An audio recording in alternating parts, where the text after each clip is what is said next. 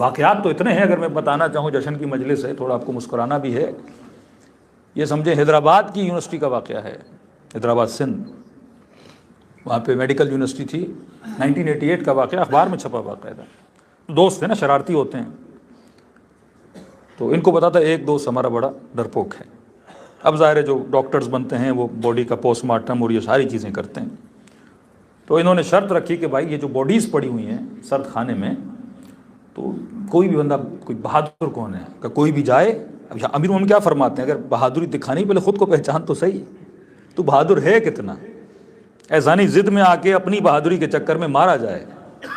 پہلے انسان اپنے گردے اور جگر کو دیکھے کہ میں کتنا بہادر ہوں، اور وہم اتنا مضبوط ہے کہ آپ کی عقل کو پیچھے چھوڑ دیتا ہے۔ آپ رات کو سو رہے ہیں نا، اندھیرا ہے، اچانک سے ہلکی سی آواز آئی تو آپ کا وہم کیا ہو جاتا ہے، ایکٹیو ہو جاتا ہے کہ وہ جن آ گیا بھائی۔ پھر ہلکا سا پنکھا ہلا آپ کو اور وہم کیا ہو گیا، طاقتور ہو گیا۔ تو وہم اتنا مضبوط ہوتا جاتا ہے، آپ کی عقل کیا ہو جاتی ہے، زائل ہو جاتی ہے کہ یہی کمرہ ہے، میں پہلے بھی سو رہا تھا، آوازیں ہو رہی تھی لیکن روشنی تھی، وہ خیال میرے ذہن میں نہیں آ رہا تھا۔ یہ پوری تعویذ انڈسٹری، اس کو ڈیل کون کرتا ہے، وہ ہم کرتا ہے کہ ایک پیر صاحب نے 20 لوگوں کو تعویذ دی، ایک بندے کو لگ گیا، اتفاق ہے، کسی ایک بندے کی دعا خدا قبول کر دیتا ہے، تو سارا کریڈٹ کس کی طرف چلا جاتا ہے، پیر صاحب کی طرف چلا جاتا ہے نا۔ یہ خرافات کیسے پیدا ہوتی ہیں، انسان جب عقل اور وہم کے درمیان فرق نہیں کر پاتا۔ انہوں نے کہا جناب ہم 5,000 روپیے دیں گے، اس زمانے میں 88 میں 5 یا 15,000 روپے، تو ایک کھڑا ہو گیا، کوئی لالچی بھی تھا ساتھ میں ڈرپوک بھی تھا۔ یہ دونوں چیزیں اگر کسی کے اندر آ جائیں نا، لالچ بھی اور ڈر بھی، تو انسان مارا جاتا ہے۔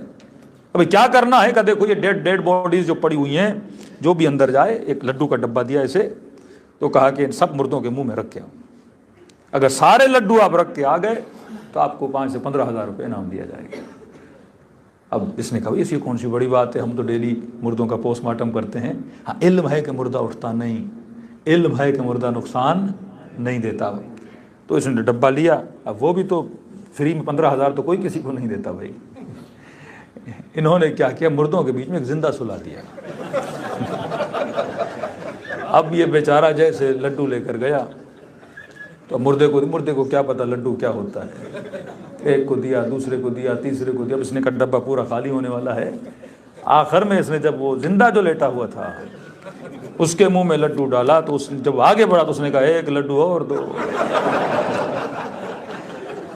تو اس جناب کو وہیں اٹیک ہوا، اور ان مردوں میں ایک مردے کا اور اضافہ ہو گیا۔